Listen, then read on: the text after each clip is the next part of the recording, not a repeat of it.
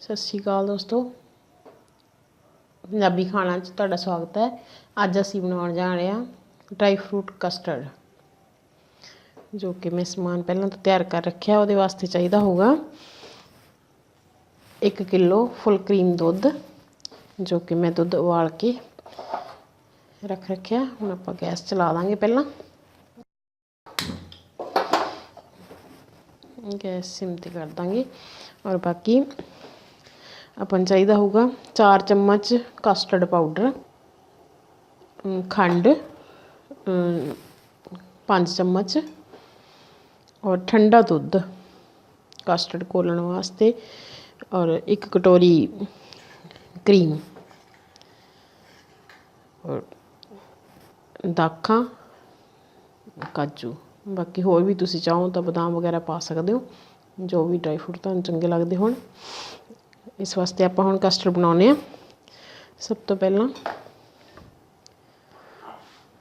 आपां ठंडा दुध कस्टर्ड विच पावांगे, कस्टर्ड पाउडर विच अद्धा दुध पा लांगे। इहनूं चंगी तरह घोलांगे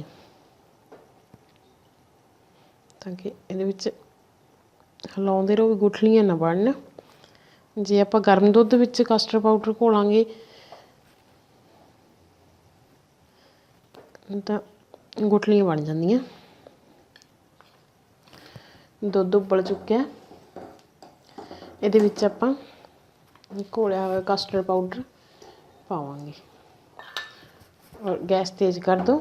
इहदे विच कड़छी मारते रहो ताकि इहदे विच गुठलियां ना बनन।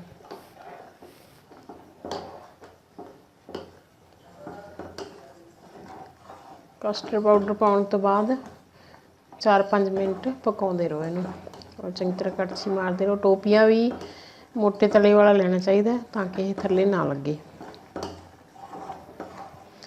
4-5 मिनट हो गए उबलते हुए। हुण इहदे विच आपां खंड पावांगे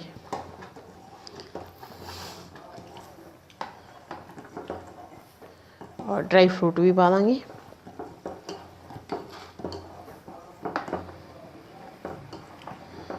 दाखां भी विच पा देंगे। जिहड़ियां दाखां वो धो के लैणियां, क्योंकि उन्हां विच बहुत मिट्टी हुंदी है। दाखां विच थोड़ी देर पहलां 10-15 मिनट पहलां भਿਓ दिओ निੱਘੇ पानी दे विच।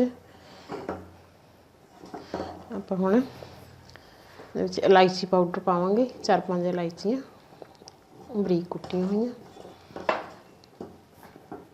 2-4 मिनट इहनूं पकावांगे तो अपना कस्टर्ड बन के तैयार है, ड्राई फ्रूट कस्टर्ड।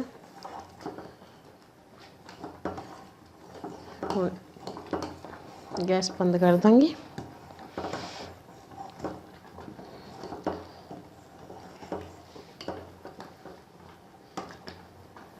इहदे विच आपां जिहड़ी फुल क्रीम लई सीगी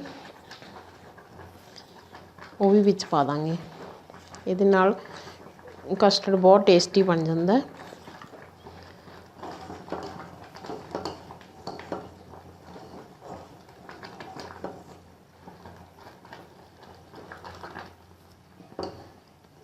लो जी, कस्टर्ड अपना रेडी है। क्रीम पाउण तो बाद उबालना नहीं है इनू, बस गैस बंद कर दो। ठंडा करके आप एक बाउल च कढ़ते हैं, फिर फ्रिज में रखांगे 3-4 घंटे वास्ते। ठंडा होने वास्ते रखो। जिहड़ा कस्टर्ड है ठंडा ही बहुत वधिया लगता है। जो गर्मी हो तो बिल्कुल ही चिल्ड अच्छा लगता है। तुसीं भी ये रेसिपी बना के देखो। कस्टर्ड ठंडा होकर रेडी है। 3-4 घंटे फ्रिज में रखा, एकदम चिल्ड हो गया, बहुत वधिया। इहदे विच आपां टूटी फ्रूटी भी पा सकते हैं डेकोरेशन वास्ते। ड्राई फ्रूट तो आपां पा ही दिता सी पहलां। होर भी जो तुहानूं चंगा लगे, कुछ जिवें फ्रूट वगैरह भी पा सकते हो। लो जी, ये रेसिपी तुसीं बना के वेखो।